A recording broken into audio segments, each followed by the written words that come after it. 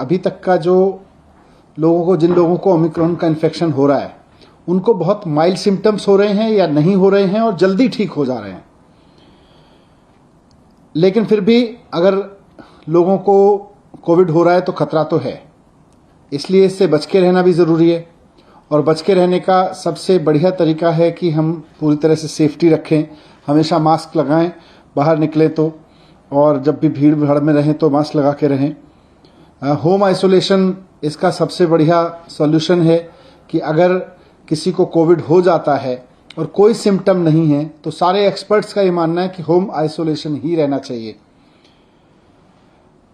Hospital केवल तभी जाएं जब आपकी ऑक्सीजन लेवल लगातार डिप हो रही हो या आपको कोई परेशानी हो, तो आज भी एक्सपर्ट्स ने यही बात दोहराई। लेकिन बढ़ते हुए केसेस को देखते हुए सरकार भी इस बात को लेकर चिंतित है कि ये बहुत तेजी से ना फैले।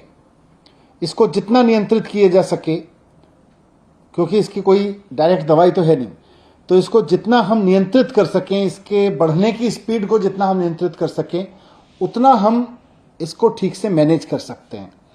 तो इसलिए आज डीडीएमए की बैठक में सरकार ने कुछ फैसले लिए। उसमें सबसे इम्पॉर्टेंट है कि दिल्ली में सैटरडे और संडे को यानी वीकेंड्स पर अब कर्फ्यू रहेगा। तो लोगों से अपील है कि कर्फ्यू के दौरान बाहर ना निकलें। बहुत ज़रूरी होने पर हॉस्पिटल या कोई बहुत एसेंशियल ज़रूरत पर ही बाहर निकलें, लेकिन सैटरडे संडे को कर्फ्यू का पालन करें, घर में रहें, वर्क फ्रॉम होम करें या परिवार के साथ बैठें।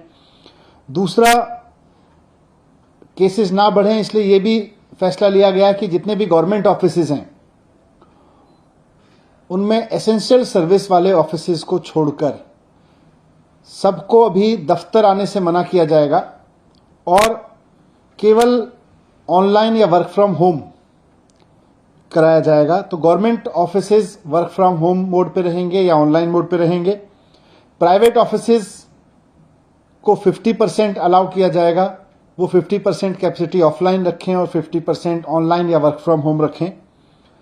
एक और समस्या अभी पिछले दिनों में आ रही थी कि जो हमारे बस स्टॉप्स हैं दिल्ली में, लोग क्योंकि किसी न किसी काम से बाहर निकल ही रहे हैं, तो जो बस अड्डे हैं, बस स्टॉप्स हैं, बस स्टैंड हैं छोटे छोटे, और जो मेट्रो के स्टेशंस हैं, वो सुपर स्प्रेडर बनने का खतरा आ रहा था, क्योंकि आधी संख्या कर दी गई थी मेट्रो में कैपेसिटी की और साथ साथ बसेस में भी कैपेसिटी की, वो आधी कर दी गई थी संख्या।